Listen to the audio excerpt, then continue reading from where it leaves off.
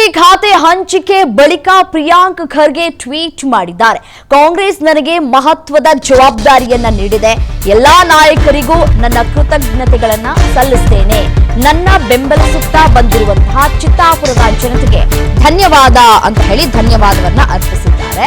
ರಾಜ್ಯದ ಎಲ್ಲರ ಸಹಕಾರವನ್ನ ನಾನು ಈ ಸಂದರ್ಭದಲ್ಲಿ ಕೇಳಿಕೊಳ್ತೀನಿ ಅನ್ನುವಂಥದ್ದನ್ನ ಅವರು ಟ್ವೀಟ್ ಮಾಡುವುದರ ಮುಖಾಂತರ ತಮ್ಮ ಖುಷಿಯನ್ನ ವ್ಯಕ್ತಪಡಿಸಿದಂತೆ ಕಾಣಿಸ್ತಾ ಇದೆ.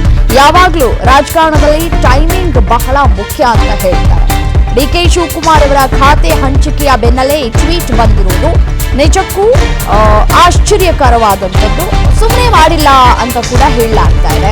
ಪ್ರಿಯಾಂಕ್ ಖರ್ಗೆ ಅವರು ತಮಗೆ ಸಿಕ್ಕಿರುವಂತಹ ಖಾತೆ ಅಥವಾ ಜವಾಬ್ದಾರಿಯ ಬಗ್ಗೆ ಯಾವುದೇ ರೀತಿಯಾದಂತಹ ಅಸಮಾಧಾನ ಇಲ್ಲ. ತಾನು ಸಂಪೂರ್ಣವಾಗಿ ಈ ಒಂದು ಖಾತೆಯನ್ನ ಇಷ್ಟಪಟ್ಟಿದ್ದೇನೆ, ಏನ್ ಹೇಳ್ತಾರಲ್ಲ, ಸಂತುಷ್ಟನಾಗಿದ್ದೇನೆ ಅಂತ ಹೇಳ್ತಾರಲ್ಲ, ಅದೇ ರೀತಿಯಾಗಿ ಸೊ ಪಕ್ಷದ ತೀರ್ಮಾನಕ್ಕೆ ನಾನು ಬದ್ಧನಾಗಿದ್ದೇನೆ ಅನ್ನುವಂತಹ ವೆಲ್ಕಮ್ ಮೆಸೇಜ್ ಅನ್ನ ಅವರು ಪಾಸ್ ಮಾಡದಂತೆ ಕಾಣಿಸ್ತಾ ಇದೆ. ಹೈಕಮಾಂಡ್ಗೂ ಕೂಡ ಈ ಒಂದು ಮೆಸೇಜ್ ಅನ್ನ ರವಾನೆ ಮಾಡದಂತೆ ಕಾಣಿಸ್ತಾ ಇದೆ. ಮತ್ತೊಂದು ಕಡೆ ಚಿತ್ತಾಪುರದ ಜನತೆಗೂ ಕೂಡ ಅವರು ಕೃತಜ್ಞತೆಯನ್ನ ಸಲ್ಲಿಕೆ ಮಾಡಿದ್ದಾರೆ. ಮತ್ತೆ ಭದ್ರಕೋಟೆಯನ್ನ ಉಳಿಸಿಕೊಳ್ಳುವಂತಹ ತಂತ್ರವನ್ನು ಕೂಡ ಅವರು ಇಲ್ಲಿ ಎಣದಂತೆ ನಮಗೆ ಕಾಣ ಸಿಗ್ತಾ ಇದೆ. ಮಲ್ಲಿಕಾರ್ಜುನ ಖರ್ಗೆ ಅವರ ಪುತ್ರರಾಗಿದ್ರೂ ಕೂಡ ಪ್ರಿಯಾಂಕ್ ಖರ್ಗೆ ತಳಮಟ್ಟದಲ್ಲಿ ತಮ್ಮದೇ ಆದಂತಹ ಇಮೇಜ್ ಅನ್ನ ಬಿಲ್ಡ್ ಮಾಡಿಕೊಂಡಿದ್ದಾರೆ. ಅದರಲ್ಲಿ ಯಾವುದೇ ರೀತಿಯಾದಂತಹ ಅನುಮಾನಗಳು ಇಲ್ಲ.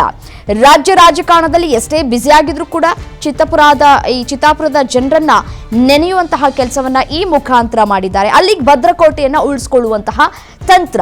ಇದರ ಜೊತೆಗೆ ಖಾತೆ ಹಂಚಿಕೆ ಹಂತದಲ್ಲಿರುವಂತಹ ಒಂದಷ್ಟು ಸಣ್ಣ ಪುಟ್ಟ ಅಭಿಪ್ರಾಯಗಳು ಅಥವಾ ಭಿನ್ನಾಭಿಪ್ರಾಯಗಳು, ಅಸಮಾಧಾನಗಳು ಹೊಗೆ ಆಡೋದು ಕಾಮನ್ ಆಗಿಬಿಟ್ಟಿದೆ. ಆದರೆ ಈ ಟ್ವೀಟ್ ಏನಿದೆಯಲ್ಲ, ಈ ಟ್ವೀಟ್ ಮುಖಾಂತರ ಪ್ರಿಯಾಂಕ್ ಖರ್ಗೆ ಅವರು ಕಾಂಗ್ರೆಸ್ ಸರ್ಕಾರದಲ್ಲಿ ಎಲ್ಲವೂ ಆರಾಮಾಗಿದೆ, ಗೊಂದಲಗಳು ಇಲ್ಲ ಅನ್ನುವಂತಹ ಒಂದಷ್ಟು ಪಾಸಿಟಿವ್ ಸಂದೇಶವನ್ನ ಸಾರ್ವಜನಿಕರಿಗೆ ನೀಡೋದಕ್ಕೆ ಪ್ರಯತ್ನಗಳನ್ನ ಮಾಡ್ತಾ ಇದ್ದಾರೆ ಅನ್ನುವಂತಹ ಒಂದಷ್ಟು ವಿಶ್ಲೇಷಣೆಯನ್ನ ಇಲ್ಲಿ ಮಾಡಲಾಗ್ತಾ ಇದೆ.